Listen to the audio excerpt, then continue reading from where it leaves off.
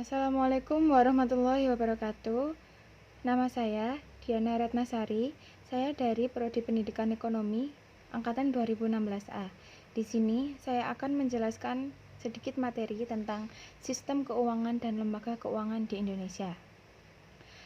Pada dasarnya, sistem keuangan adalah tatanan dalam perekonomian suatu negara yang memiliki peran utama dalam menyediakan fasilitas jasa-jasa di bidang keuangan oleh lembaga-lembaga keuangan penunjang lainnya, misalnya seperti pasar uang dan pasar modal. Sistem keuangan merupakan kumpulan institusi, pasar ketentuan perundang-undangan, peraturan-peraturan, dan teknik-teknik di mana surat-surat berharga diperdagangkan, tingkat bunga ditetapkan, dan jasa-jasa keuangan dihasilkan serta ditawarkan ke seluruh bagian dunia. Untuk fungsi sistem keuangan, menurut Peter S. Ross ada 7 fungsi, yaitu yang pertama, fungsi tabungan, yaitu sistem keuangan menyediakan suatu mekanisme dan instrumen tabungan, misalnya obligasi, saham, instrumen utang lain yang diperjualbelikan di pasar uang dan pasar modal yang menjanjikan suatu pendapatan dengan risiko relatif rendah. Yang kedua, fungsi kekayaan. Instrumen keuangan yang diperjualbelikan dalam pasar keuangan menyediakan cara terbaik untuk menyimpan kekayaan, yaitu menahan aset yang dimiliki sampai dana tersebut dibutuhkan untuk dibelanjakan. Dan fungsi ketiga adalah likuiditas. Kekayaan yang disimpan dalam bentuk instrumen keuangan dapat dikonversi menjadi kas atau uang tunai di pasar keuangan dengan risiko kecil. Dengan demikian, pasar keuangan menyediakan likuiditas bagi penabung pemilik instrumen keuangan yang sedang membutuhkan uang tunai. Yang keempat adalah fungsi kredit. Pasar keuangan menyediakan kredit untuk membiayai kebutuhan konsumsi dan investasi. Kredit merupakan pinjaman yang disertai janji untuk membayar kembali di masa yang akan datang. Yang kelima, fungsi pembayaran. Sistem keuangan juga menyediakan mekanisme pembayaran atas transaksi barang dan jasa. Yang keenam, fungsi resiko. Sistem keuangan dewasa ini secara luas menawarkan proteksi terhadap jiwa, kesehatan, harta, dan risiko penghasilan atau kerugian kepada semua unit usaha dan konsumen termasuk pemerintah. Yang ketujuh, fungsi kebijakan. Pasar keuangan pada dekade terakhir ini telah menjadi suatu alat utama bagi otoritas untuk melakukan kebijakan guna menstabilkan ekonomi dan mempengaruhi inflasi. Dan yang selanjutnya, aliran dana dan sistem keuangan.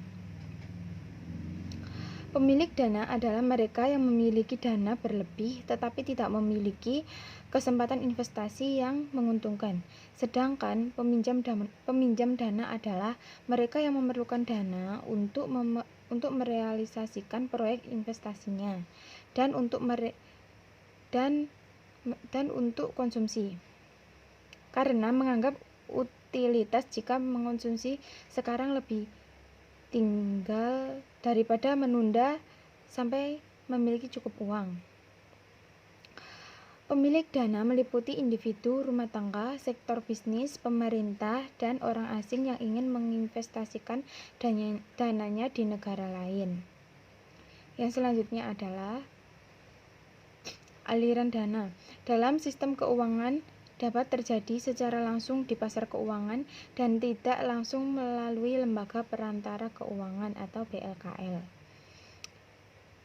Yang selanjutnya adalah struktur pasar keuangan.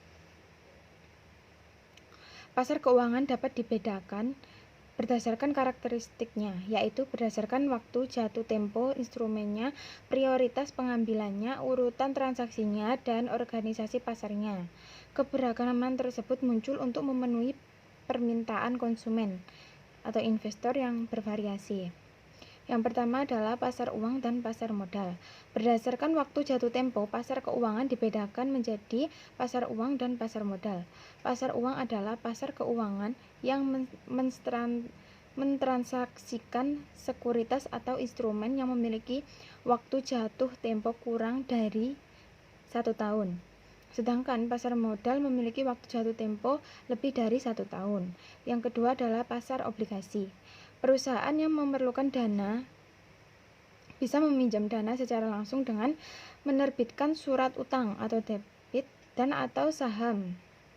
Instrumen utang memberikan penghasilan tetap, sedangkan ekuitas adalah klaim terhadap penghasilan bersih dan aset perusahaan. Yang ketiga adalah pasar primer dan pasar sekunder. Berdasarkan urutan transaksinya, pasar keuangan dibedakan menjadi pasar primer dan pasar sekunder. Perusahaan yang akan menerbitkan sekuritas, misalnya saham, memberi jasa bank investasi yang tugasnya melakukan proses penjaminan emisi, yaitu menggaransi harga sekuritas dan menjualnya ke pabrik. Selanjutnya pasar bursa dan pasar non bursa. Menurut organisasi pasarnya, pasar keuangan diklasifikasikan menjadi pasar bursa dan pasar non bursa. Pasar bursa merupakan pasar keuangan yang terpusat di suatu tempat tertentu di mana penjual dan pembeli sekuritas melalui broker atau pialang mereka bertemu. Misalnya Bursa Efek Jakarta, Bursa Efek Surabaya, New York Stock Exchange atau American Stock Exchange. Sedangkan OTC, pasar non-bursa, adalah keuangan yang bersifat desentralistik di mana pembelian sekuritas dilakukan melalui dealer yang memiliki persediaan atau inventor dari siap melakukan jual beli sekuritas dengan harga yang ditentukan. Selanjutnya adalah klasifikasi lembaga keuangan. Yang pertama, lembaga penerima simpanan. Lembaga penerima simpanan atau deposito adalah lembaga perantara keuangan yang memperoleh dana dari simpanan atau pihak ketiga dan meminjamkan kepada pihak lain.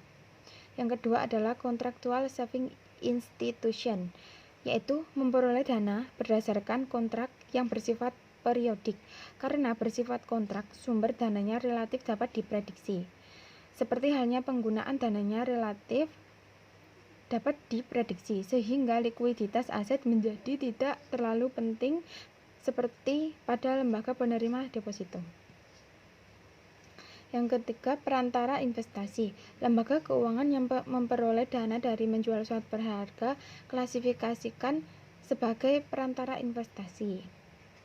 Selanjutnya adalah otoritas keuangan. Otoritas keuangan memiliki peran dalam pengaturan dan pengawasan di bidang keuangan dan perbankan, yaitu terdiri dari pertama adalah Bank Indonesia. Sebagaimana diatur dalam Undang-Undang Nomor 23 Tahun 1999, adalah Bank Sentral Republik Indonesia merupakan lembaga negara yang independen, bebas dari campur tangan pemerintah atau pihak-pihak lainnya. Ada 3 pilar utama, yaitu yang pertama kebijakan moneter dengan prinsip kehati-hatian, yang kedua sistem pembayaran yang cepat dan tepat, yang ketiga sistem perbankan dan keuangan yang sehat. Yang selanjutnya adalah lembaga penjamin simpanan. Lembaga ini dibentuk berdasarkan Undang-Undang Nomor 24 2004 tentang lembaga penjamin simpanan, sebagaimana telah diubah dengan Undang-Undang Nomor 7 2009. Lembaga penjamin simpanan adalah lembaga keuangan yang berstatus independen yang tugas pokoknya memberi jaminan atas simpanan kepada nasabah bank. Selanjutnya adalah jenis-jenis bank, yaitu yang pertama Bank BUMN adalah singkatan dari Bank Badan Usaha Milik Negara, yaitu bank yang seluruh atau sebagian besar sahamnya dimiliki oleh pemerintah. Contohnya Bank Rakyat Indonesia, Bank Negara Indonesia, Bank Mandiri, dan Bank Tabungan Negara. Yang kedua adalah bank pemerintah daerah. Adalah bank-bank pembangunan daerah yang pendiriannya didasarkan pada Undang-Undang Nomor 13 Tahun 1962.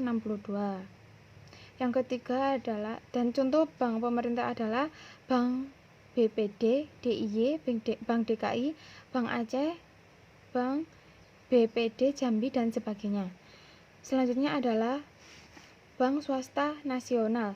Bank swasta nasional adalah bank yang berbadan hukum Indonesia dan sebagai atau seluruh modalnya dimiliki oleh warga negara Indonesia dan atau badan hukum Indonesia. Contohnya Bank BNI Syariah, Bank Bukopin, Bank CIMB Niaga.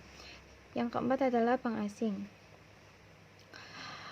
Bank asing ini adalah bank yang sebagian besar atau seluruh modalnya dimiliki asing, baik itu pihak swasta asing maupun pihak pemerintah asing. Selanjutnya adalah bank pengkreditan rakyat. Bank ini adalah bank yang menerima simpanan hanya dalam bentuk deposito berjangka, tabungan dan atau bentuk lainnya yang dipersamakan dengan itu. Selanjutnya adalah badan hukum bank, yaitu yang pertama perseroan terbatas, yang kedua tujuan perseroan terbatas, dan macam-macam perusahaan.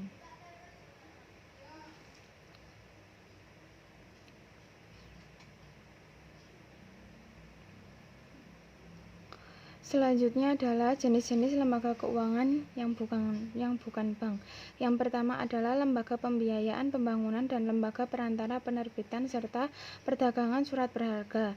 Yang kedua perusahaan peransuransian. Yang ketiga dana pensiun. Yang keempat perusahaan efek. Yang kelima reksadana. Yang keenam perusahaan modal ventura. Yang keenam pegadaian, dan yang terakhir leasing, sewa guna usaha. Demikian sedikit materi yang saya sampaikan, kurang lebihnya saya mohon maaf. Terima kasih. Wassalamualaikum warahmatullahi wabarakatuh.